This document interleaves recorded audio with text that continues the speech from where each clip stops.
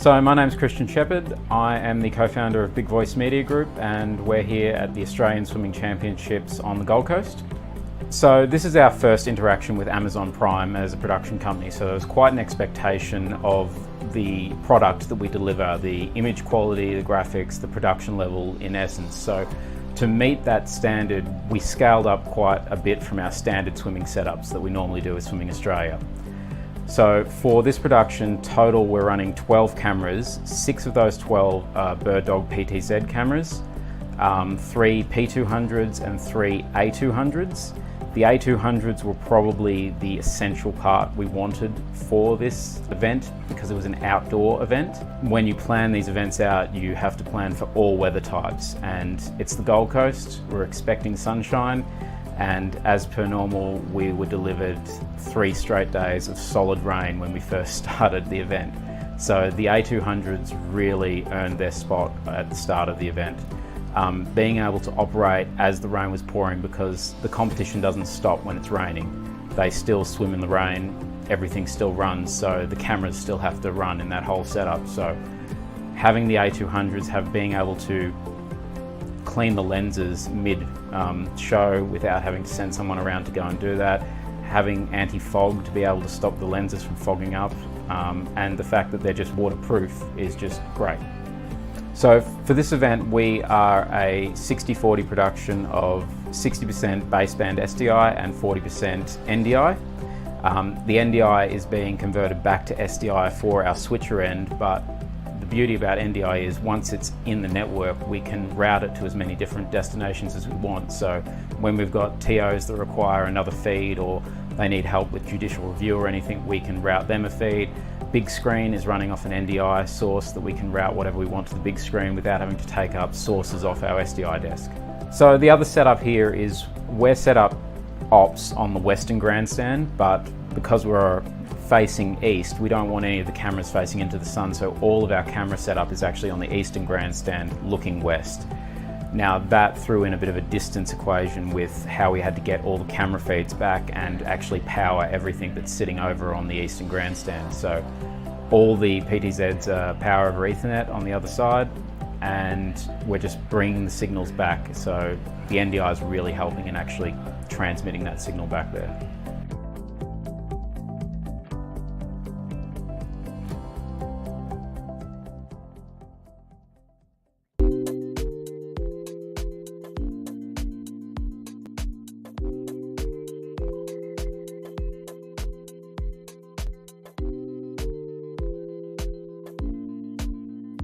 Hey, what's going on, everybody? Whoa, that image looks different and potentially slower. Hey, how's it going? I am BirdDog John, back in the office for another wonderful transmission of BirdDog Live. Is that what we're calling this? I never know. We need to officially decide on that. Hey, submit your ideas. I had to change some settings on the P200 here, and I think the sharpness got adjusted somehow.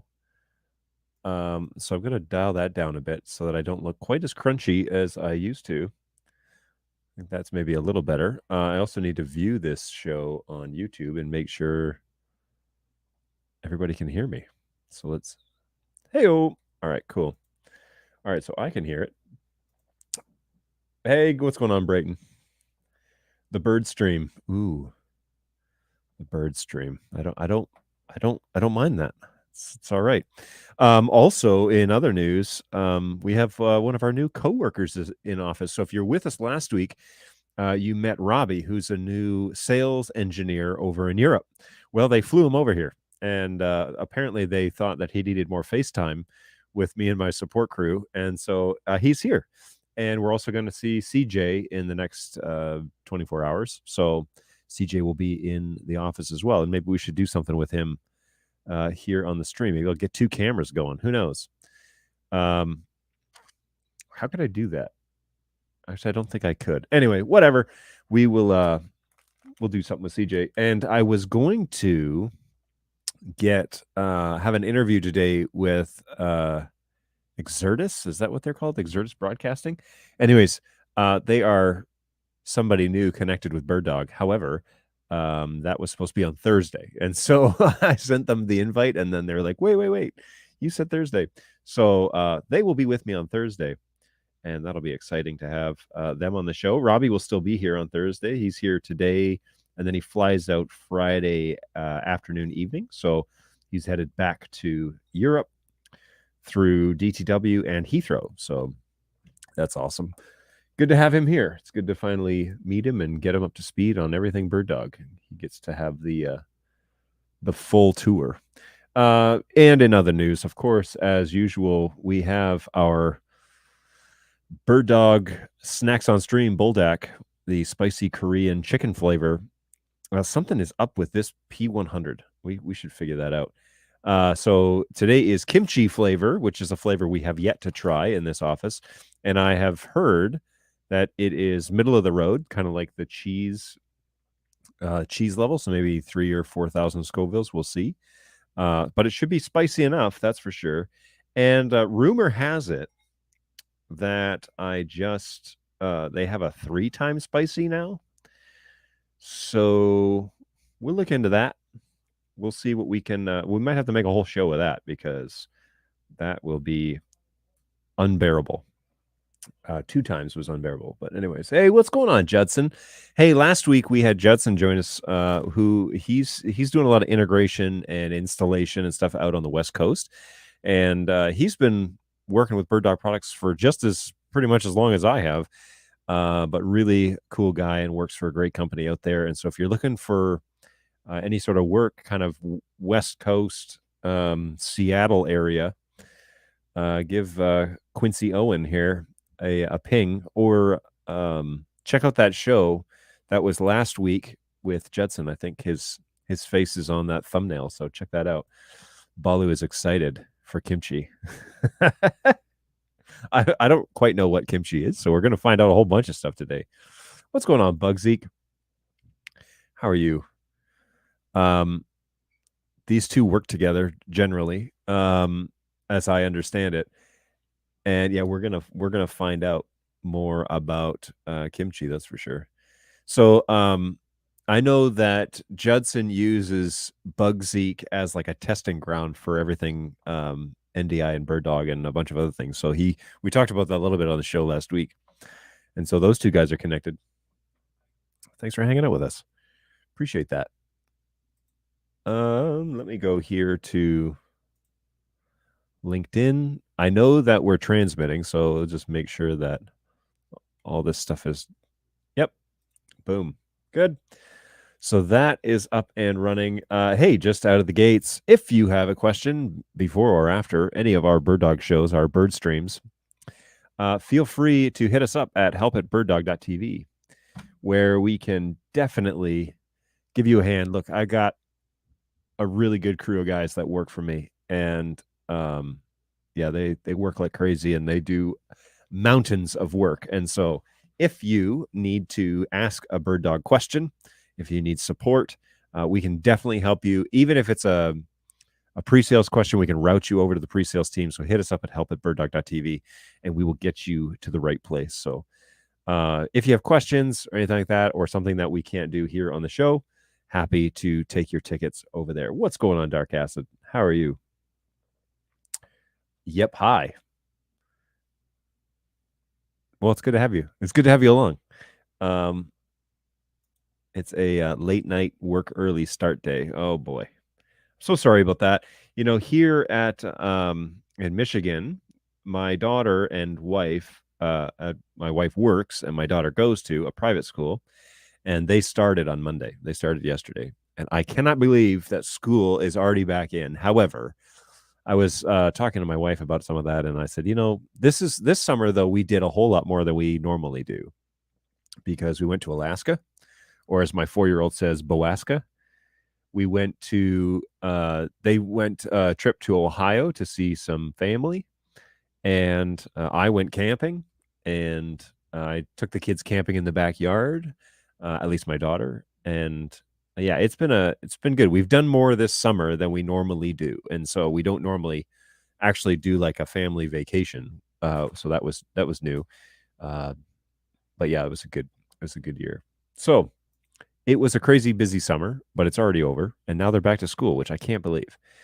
Okay, so I'm stirring up the kimchi here, kimchi ramen, I should say. And if nothing else today, we're going to figure out what is going on with this P100, because check out those drop frames. And I know it's the camera, because my P200 doesn't have any issue getting all the way to the stream. This is nice and smooth. So, and now this is running at 1080/30. I don't know what the P100 is, but we'll get into that. But first, let's begin with snacks on stream here, lunch. So now I know I got a couple of other guys here. Wait, let me configure their camera. So Brayton is in his office, and first I'll pull up his camera to see if he's ready for this. But Brayton is in his office, and he is also participating in this. And so hopefully he's got his camera ready to go. Okay, yeah, he's putting it together. So it's pretty exciting that we're sharing this. And also Robbie is partaking in this, evidently. And potentially Christian, our new employee, and Christian 1.0 and 2.0. So let's check that out. This is over in Brayton's office. He's getting ready to make this happen. So, I like that mug. That's cool. All right, so I'm gonna dive in, and Brayton's gonna let us know how it goes. Balu also says we're all participating in this. It smells spicy. And then lol, is it quarantine in the office type? I don't know. I love Boldak. Hey, see you and I knew you belonged to your dark acid. Phil says good luck. Hey, it's Phil over in Europe. BirdDog Phil. We stole his new employee Robbie for a few days. What's going on, Phil? Robbie's here. He's safe. We're about to kill him with some ramen. So here we go. Down the hatch. Let's get this started. Come on.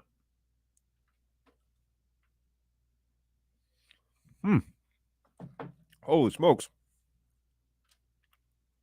Whoa.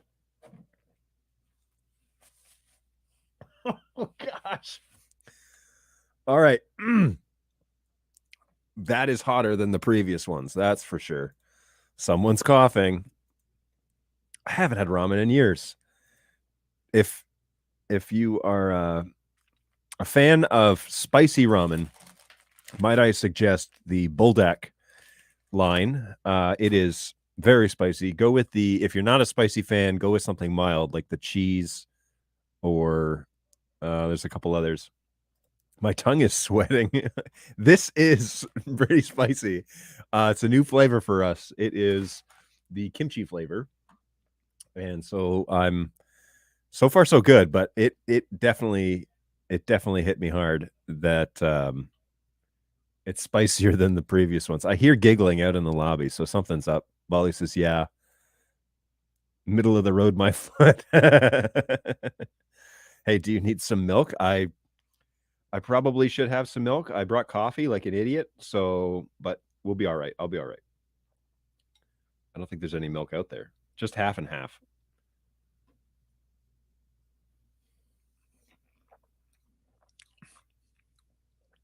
Wow, that first bite was strong.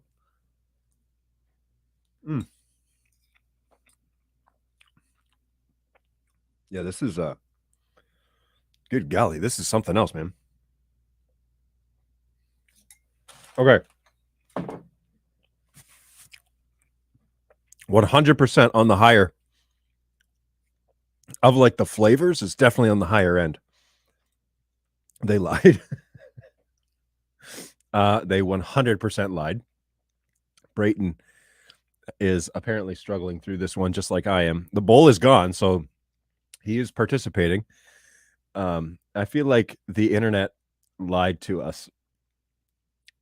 Oh, this is Frink. This is Christian Frink. Yes, the internet definitely lied to us. I can't believe you actually did that. It's hotter than the original. It is hotter. And I did full value here. Full sauce, full spice. But it is hot. That is for sure.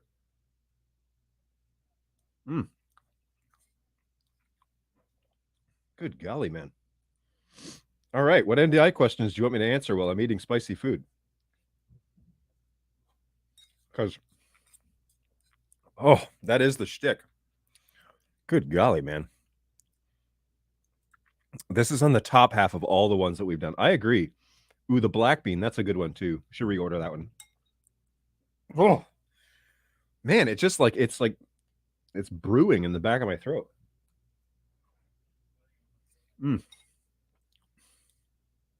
It's not my favorite. I'll go that far. It's not my favorite.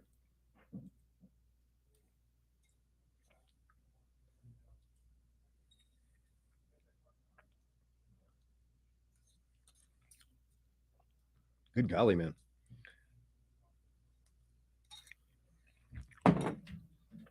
Yeah, wow. Oh, there's Robbie. What's going on, Robbie? Yep, it's hot. Robbie apparently is participating as well. We're all struggling out here. Oh my goodness. And hot coffee Does not help. Hotter than the 2 times? No. I can still think straight, I think, but not hotter than the 2 times.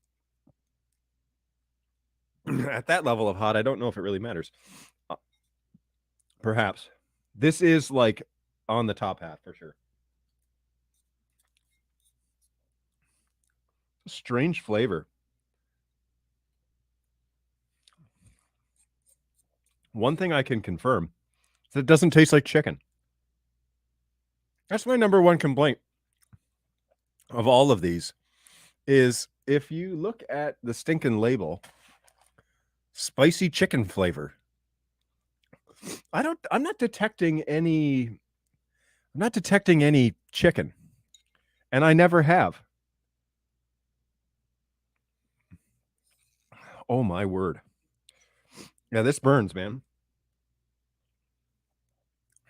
It's not spicier than 2 time, but it is up there. That's for sure.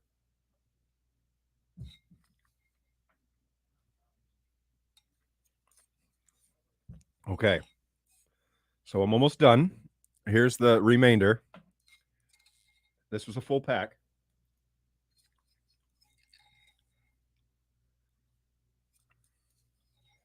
Don't want anybody to think that I cheated them on my review here. All right, here we go. Boom. And done. That took like 12 minutes. Oh, man. That is something else. Hey, we should clip this and send it to my friend who works for marketing. Works for marketing where? At the Boldak department? Because that would be hilarious. It's good stuff. I mean, I started doing this because we were going to do these challenges, but hey, John, well done. Hey, Katie, what's going on? It's good to see you. Yes, it is. It is something else. That's for sure. That's awesome that he works over there. We should definitely cut this up then and send it over. I've got lots of these, by the way. I've done pretty much their entire product line.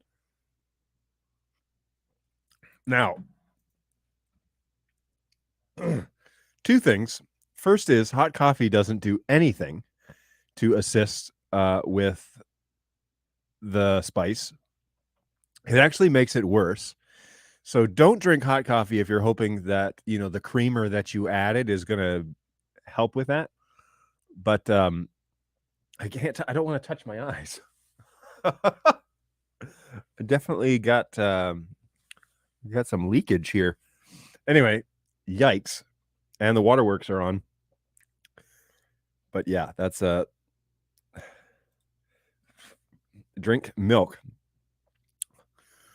I would, but I don't have any milk. Here's an idea. Hey, Brayton, can you drop off a La Colombe coffee for me and just put it here at the door and I'll go grab it? Do you need a lifeline? A La Colombe coffee, if anyone is interested. Verdict is in from the team on the outside. Never again. I mean, to be fair, they do put like flames on the actual packaging. So we have 5 of these. I think we used 3 of them today, but there is fire actually on the packaging of the thing. So the you know, that may be the case that's how that goes. But okay, hang on. Yeah. Thank you, sir. Appreciate it. Frink has dropped off a vanilla draft latte, which is a La Colombe. It is what is it? It's like natural coffee, yada yada yada, foamy infused milk. So let's give this a go and see if this cuts at all. Now, vanilla is not my preferred flavor, but here we go. Oh, that's good. Okay, yeah, that worked. Wow. That worked. Hey, Nick, what's going on? Nick from Holden. How are you, man? Thanks for jumping on the show. Wow, this is Got all sorts of Europeans on this show today. This is fantastic. I feel like we've finally stepped into a new era of streaming here at BirdDog. When are we doing hot wings? Anytime you want to, man. Anytime. Anytime. We should order. You know what? We could totally do hot wings because that's maybe what we do after ramen. Because I could just bring an air fryer in and then do up the hot wings in the show the hour prior, bring in frozen wings, and then boom, do hot sauce. So maybe that's something that we need to check out.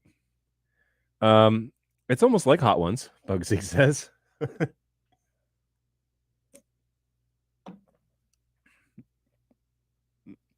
Probably a no-go on the 3 times, he says. On the 3 times. The why? It's $60 for the 3. Is it a challenge? Is that all it is? Let's go here. Let's see if the almighty Amazon has 3 times spicy ramen. Oh my word.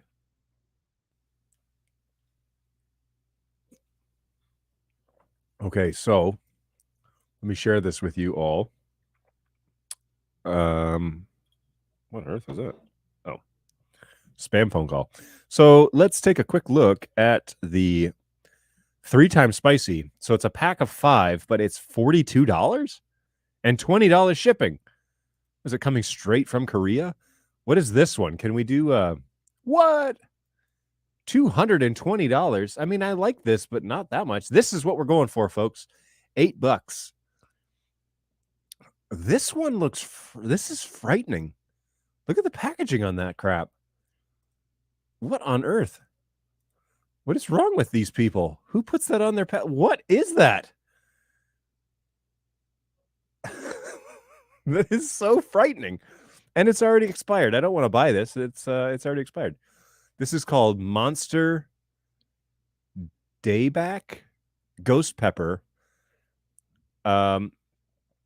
Teriyaki. I'm assuming that this is also some sort of authentic spicy recipe, hottest pepper in the world. It is? I didn't think ghost pepper was the hottest.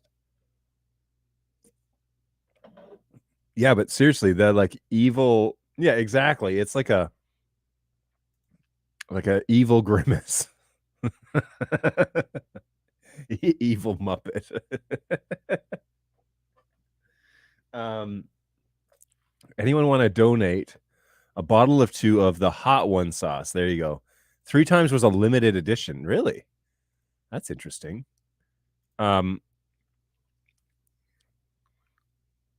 Instant noodles. This is the same brand. I like how the bird is crying on this one. That's a shame though that so they don't make it anymore. Is that what I'm reading? What is the pepper that's in it? Chili pepper powder, chili extract, red peppers, onions, curry powder, pepper powder. I don't know what the actual flakes, roasted sesame, and roasted what?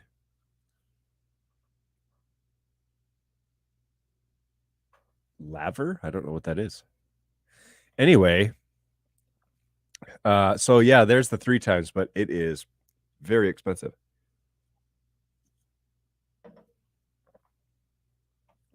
You know what, Bugzeek? This is not a bad idea.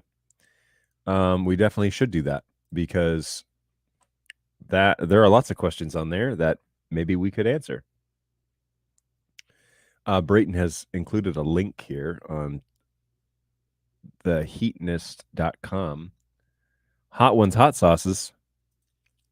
They have bulldog sauce to go with hot wings. So we actually had some of those in the office.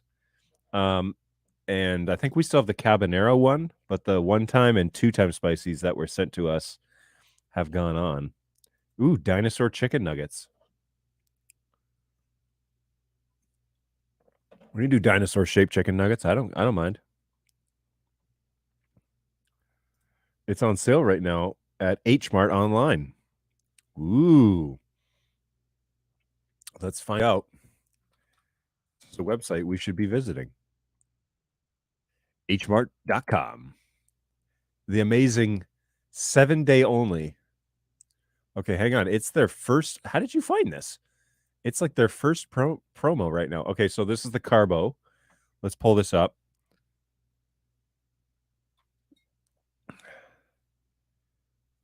Oops.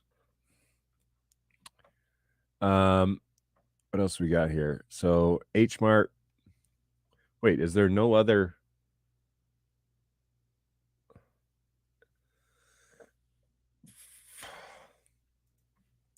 Let's put in ramen in their search engine and see what happens.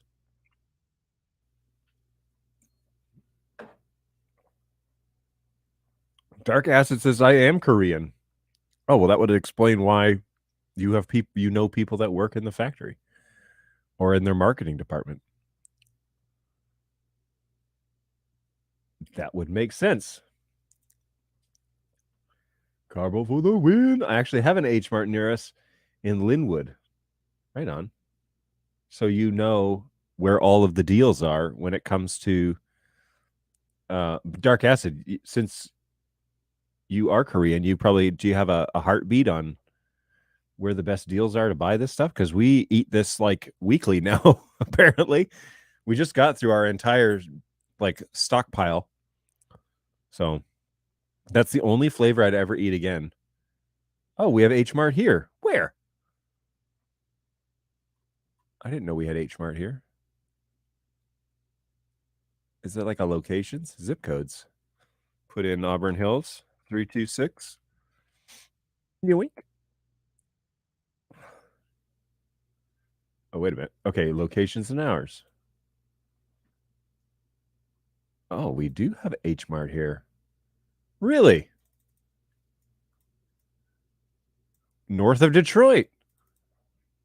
Oh, my word. Sterling Heights. That's not too far from here. That's like a lunch run. Interesting. I didn't know that. 14 and John R. There it is. Well, now I'm jealous.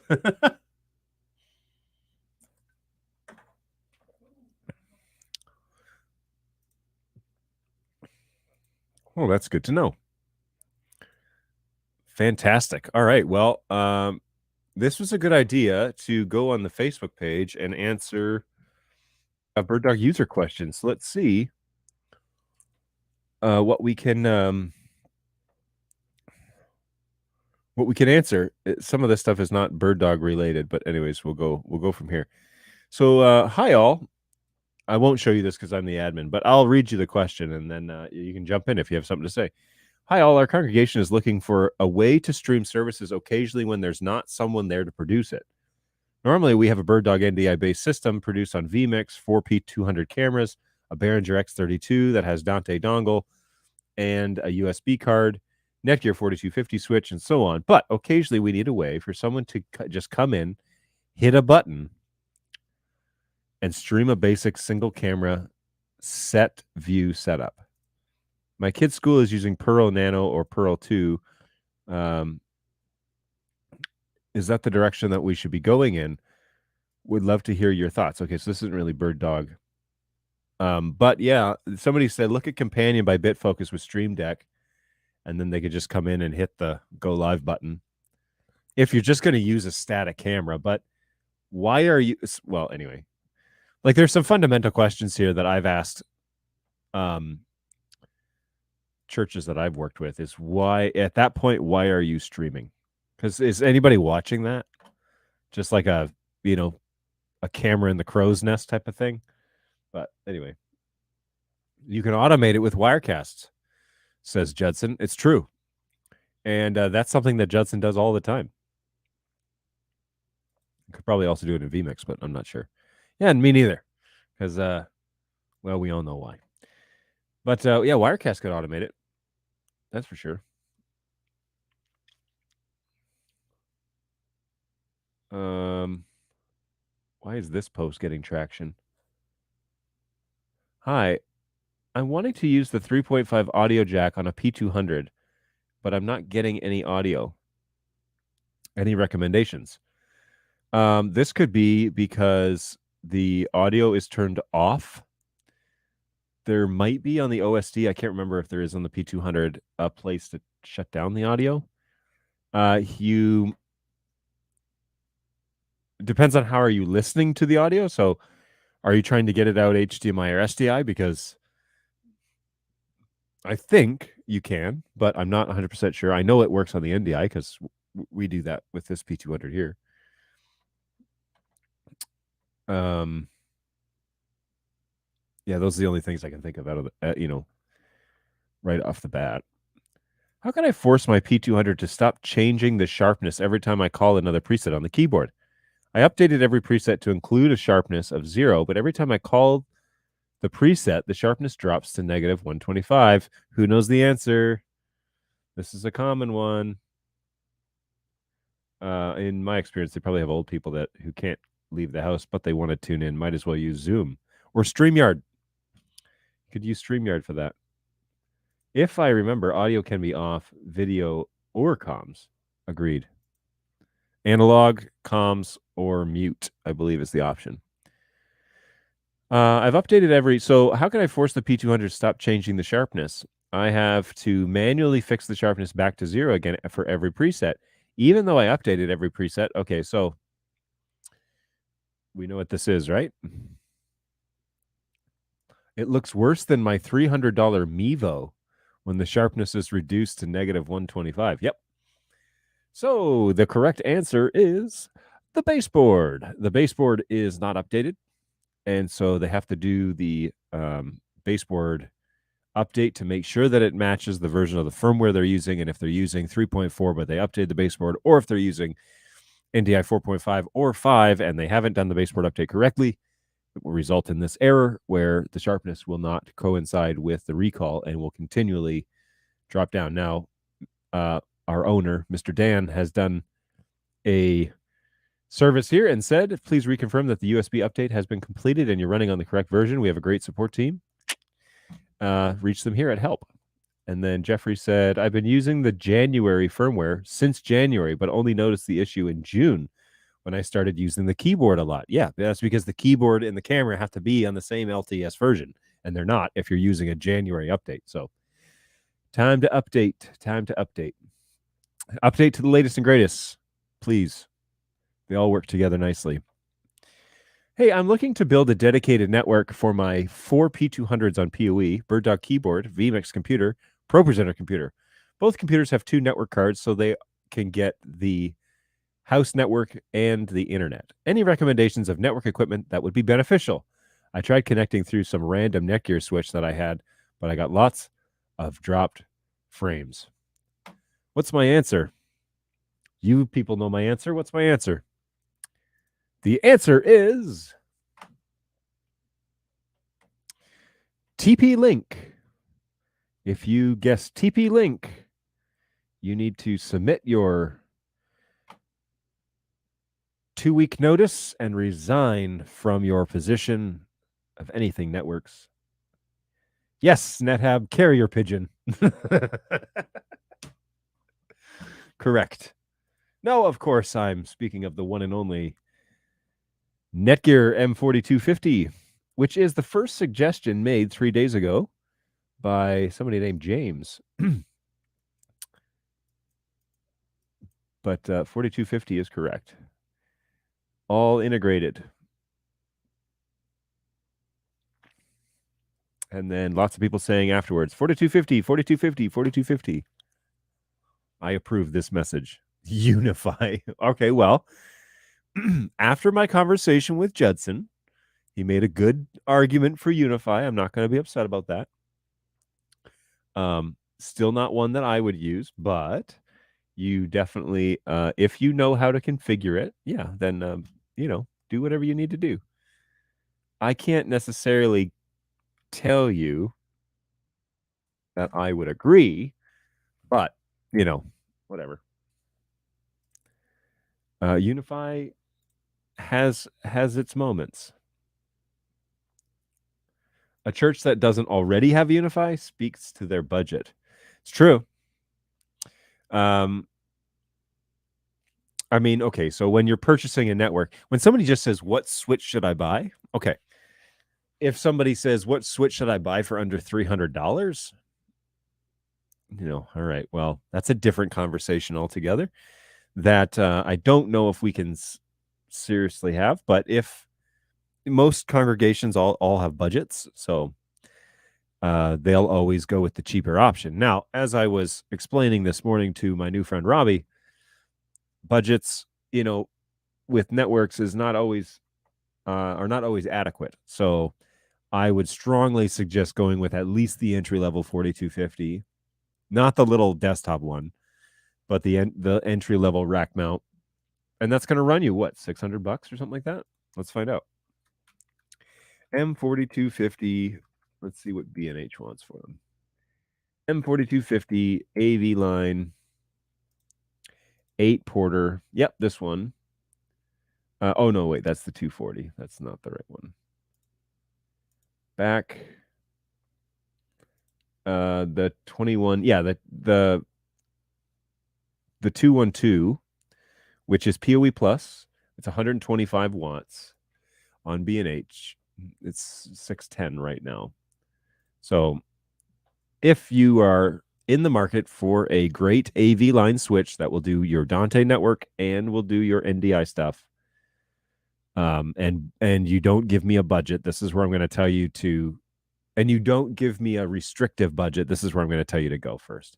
There are better ones that they make, but they easily touch $1,000. So, but that's where, that would be great. Hey, what switch should I use that I found in my nephew's closet? Yeah, well, he might have an 8-port Unify 150 water. Because those are around. Judson says $200 for an 8-port 50 watt. Yeah, it's true. And I've used that switch, the Gen 1, and that one I'm okay with. I don't have a heavy stress on it. It's $300 for a 16-port PoE. Again, if it's not mission critical stuff, then fine. But you'll have to hire Judson if you want to have a proper install with Unify. That's fine. Higher budgeted network doesn't always equal higher quality. Well, that's like anything. You can pay whatever you want for a network switch. Shoot, just buy anything with a Cisco name on it. You'll pay more. But yeah, in the NDI realm, if you're new to the game and you're trying to get into it and you need it just to work as we expect it to work, 4250, man, all day, every day. We have I have latest and greatest Aruba that doesn't even have NTP. Oh, yeah, Aruba. I've had people say you can use Aruba, but it's painful. I've had NDI technicians tell me you can use Aruba, but it's painful, which scares me a lot because Aruba's not supposed to be that complex. But hey, did Netgear announce a new mini desktop switch for the AV line? I thought I remembered something. Yes, they did. And it's pretty exciting. The only thing that's not exciting about it, so it is the same thing as their 4250 line. The only thing that I'm kind of underwhelmed with it is it's not very less expensive than the rest of them. And I thought, given the market for these switches, I was really hoping that they would make it super inexpensive. And their price point, let me see if I can find it here. It's a M series.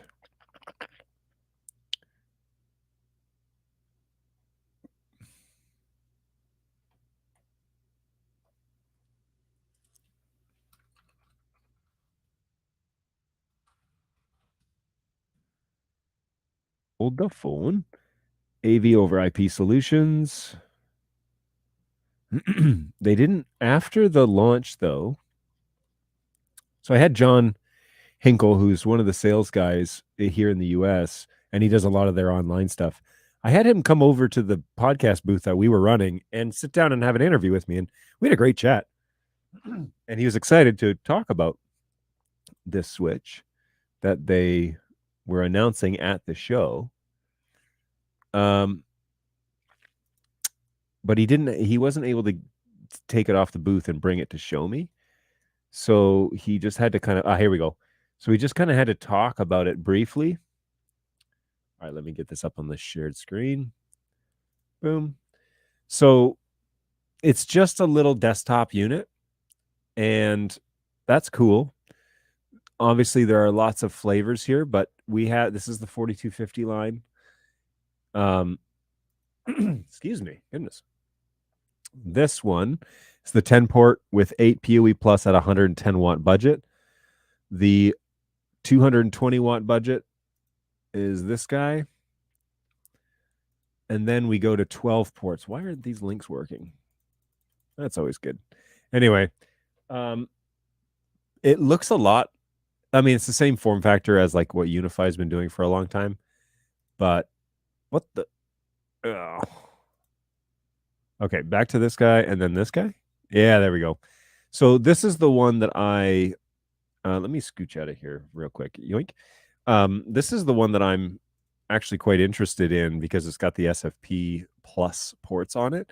So this one would be ideal if the price was right to tell them what they've won. No, if the price was right, this would be a great switch to run at trade shows because you could have a fleet of these, and all of your sales guys could have one, but you could have a fleet of these and just mount them under desks and run everything back aggregate to your aggregate switch, run it back trunk to your aggregate switch, and you get 20 gigs throughput, which would be amazing because this is about as big, like as in terms of stressing a network, 8 devices is probably pushing it. I don't know like the performance on this guy yet. I haven't heard anything about that. Let's look up M4250. And then this is 82XF. So this little switch, do we have a price? What? So currently out of stock, which I knew that, but this place wants $1,000 for them. That can't be right. Their middle of their entry level switch is $600. Why would they want $1,000 for this? So, anyways, here, Video Guys has it, $899. See,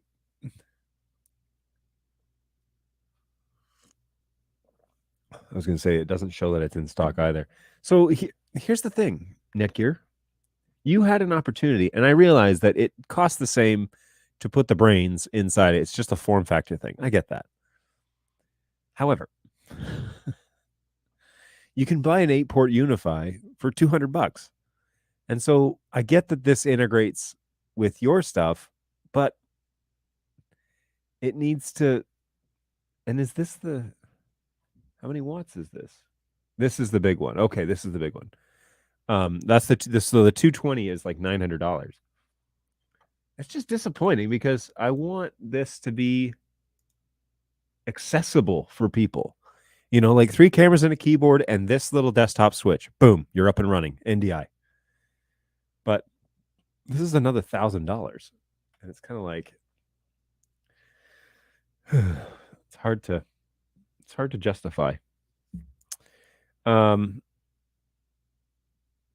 want to try Pack Edge. Anyone tried those? No, I'm not even familiar with them. I'll have to Google it. That's not cheaper than the rack mount version. I know. That's like, I don't understand what the marketing thought process was. Like, at least make it the same price. And so then you can get the full rack mount version or the desktop version. Make them the same. You buy what you need for the form factor. But, yeah, it's just annoying. Yeah, it's annoying. Anyway, that's a shame.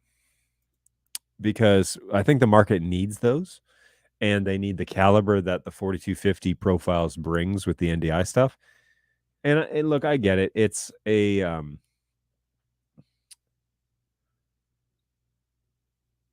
it's it's kind of a new bell and whistle, and it's a part of an ecosystem. And when you're talking about, okay, we're going to spend $20,000 on AV equipment, $21,000 is not a hard stretch, but yeah, it's unfortunate that the price is what it is, because it could easily be the solution that the market needs. It just needs a unified, even if it was like $500, that would be, we could maybe get away with that, but $1,000 is kind of like, ugh, that's hard to figure out. The rack mount version has removable ears, and so there's really no value here. Yeah, and you can turn those ears anyway. So if you wanted to do what this does, like that, where you mount it to a table, you could easily do that. But yeah, it must be the two SFP. Those are SFP plus ports, which is 10 gig through, or they're 10 gigs each, and you could trunk them back to a fiber core. And again, if you're buying a network infrastructure for your AV stuff, yeah, there's a good way to do that. But and you'll pay for that, but it'll be reliable and it'll be solid. But yeah, at $899, that's a tough sell. Package are supposed to be media savvy. Oh, interesting. And Unify 48 port has PoE++ and 4 SFP plus ports at $1,000. The only thing there is the 48 ports is kind of lost on me. I would rather have 4 SFP ports that I could trunk and like 12 ports on the switch and have PoE++, because 48, that's fine, but that's more like a data network design and not an AV network design. Me personally, I like to spread the workload out over multiple smaller switches so that you have literally more horses on the network when it comes to packet processing, and then everything go back to an aggregate switch. So everything is out, and then it's dual fibers back to the main fiber switch, and everything kind of only has one hop back to wherever it needs to go. I've had 48. I've used the 48 with good results. How many sources were you using on the 48? Pack Edge. Let's look that up while I wait for Judson. Oops.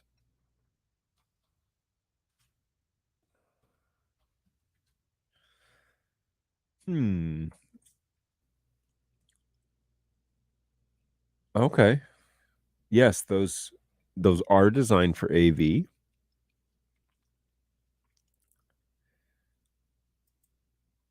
Audio video is a portion of this, so it's AV optimized.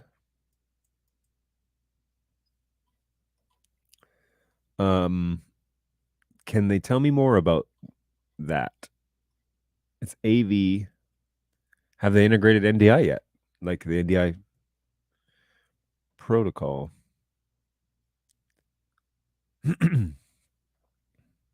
Oh, what's all this? It's a cool little comparison grid they have on their website.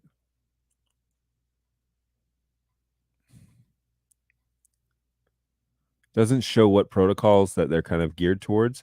They have a whole line of unmanaged switches. Then they've got a handful of managed switches, and then they've got one layer 3 managed. These look cool, yeah. That'd be all right. Oh, wow.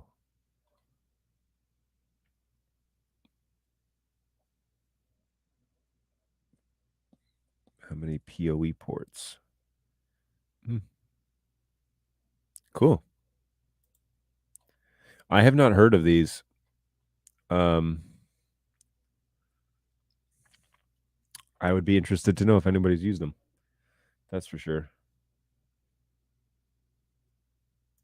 Just saying that price versus what you get is off. Yeah. Yes and no. I mean, again, I still hesitate a bit with the Gen 2s on Unify, just because I have multiple installers and new tech telling me that they've blown up on them when they really start making them work hard. Now, that is not Judson's experience, and so I also take that in with a grain of salt. But use 5406R Aruba because our campus only yeah, you have to go with what they'll give you, right? Sometimes. So what was the question? More accurate results on the Snap AV site, I think, since they bought them. Oh.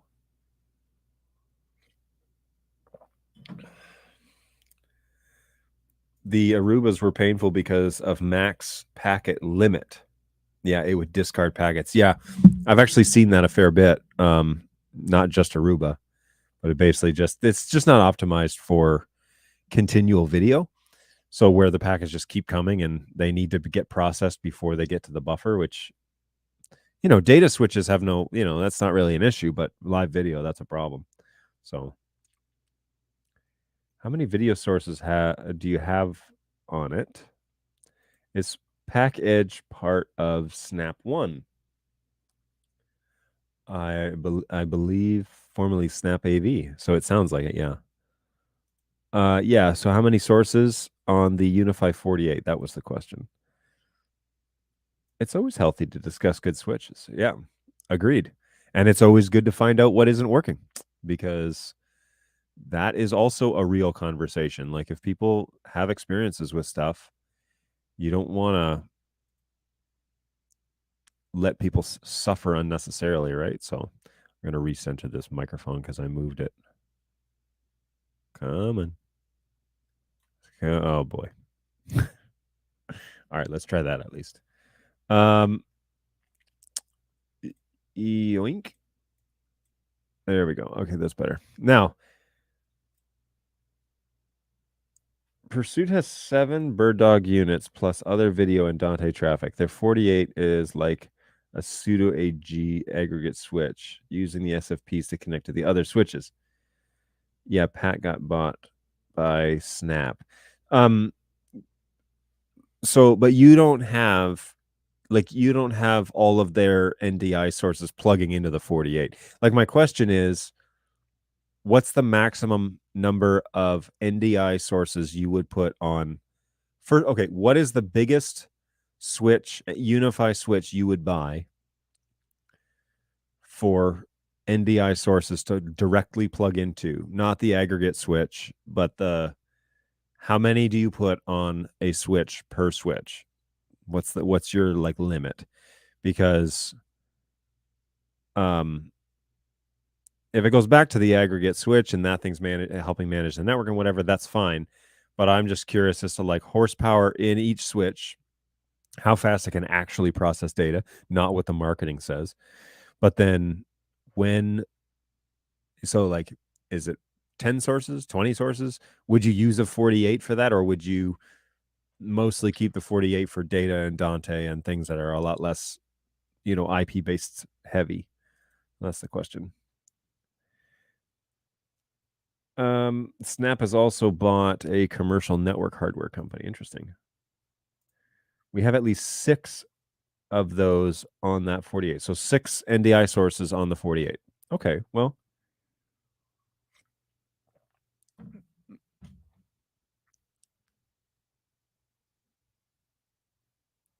if it's not an aggregate switch, it's probably not a good idea to put more switches. It depends on your design. I mean, I've seen it done multiple ways. I've usually kept them inside the same backplane as much as possible. Okay. That's fair enough. That's fair enough. Oh, I just swallowed and got all spicy. Thanks a lot, Kimchi. Evidently, though, Kimchi, it was voted down from what I could tell. So today, if you missed it earlier on in the show, you have to go back and watch it, I guess. We tried Boldak kimchi flavor. Ignite your senses. That's not the slogan. I just made that up. But yeah, it was nice and spicy, that's for sure. It wasn't 2 times spicy, but it was spicy enough. Anyways, it's lingering a bit. I don't feel the burn like I did when I was eating it, but occasionally I'm reminded that I did participate in that experiment. Okay, cool.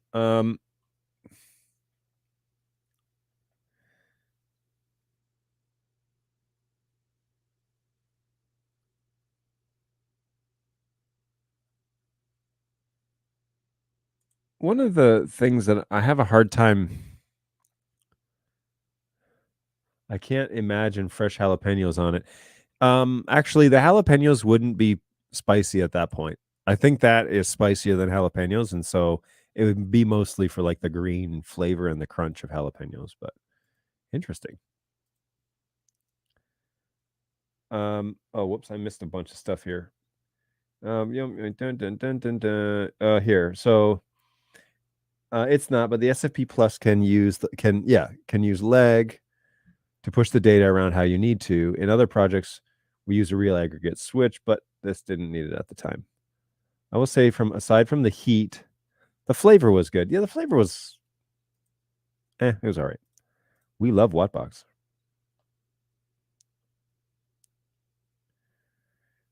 The slogan: "This chicken will bite into."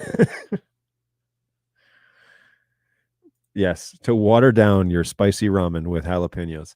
Yeah, my jalapenos are not that spicy, that's for sure.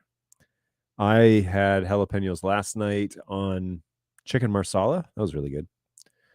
I add them basically to everything. I've got so many of them growing. Like, I probably should go out to the garden this afternoon or this evening and pick a bunch of them off, but there's a lot. Okay. Confession. I don't know about vMix's drop frame like investigator. First of all, we don't know how they do it. We don't know how they're like what they're counting as a drop frame, and um how to verify that it's accurate. And so a lot of people post, there's one on the Facebook group about, I'm dropping frames, like all over the place, but he's using the video and it doesn't appear to be actually dropping any frames. And so this content isn't available right now. What? Why not? Oh, because I'm not logged in as a user. Um, Anyways, he's showing a little video. Why can't I make that full screen? That's so annoying.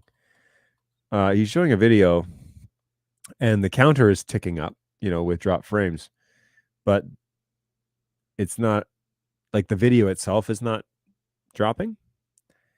And so vMix is reporting drop frames, but the video is clean. And that's where I'm kind of like, I don't know if it's accurate. And if it is accurate, then how do we fix it? But yeah, we have to, when people submit that as evidence, then I'm like, it's someone's interpretation. It's not evidence. I agree with John so much. Oh, thank you. I like this. You can hang around as much as you want. Dark Acid. Appreciate that. vMix counts the milliseconds between receipt of frames. Expecting 60 frames should be no more than 16-second intervals. Okay. But if the video is still clean, it's like, well, anyways. I guess at a technical level, I guess a frame has been missed or dropped, but from a practical standpoint, it's like, if it arrives at 17 milliseconds, for example, does it count it as a drop frame? Because if so, then I'm going to call BS on vMix. vMix multicoder, though, does seem to count actual frames. Okay. Did I put vMix on this machine? I did put vMix on this machine. Oh boy. Sorry if my frames start dropping. Oh, you need to register your key. Will do. Oops. I have a key.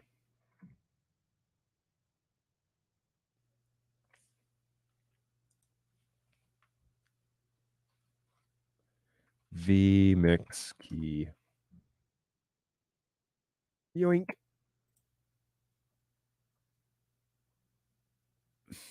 All right, well, I'll find my vMix key and then fire it up on this computer, because that would probably be good to have to do some testing and try and pick it apart. Of course, testing's not going to happen this week because we're a little busy, but it'll happen eventually.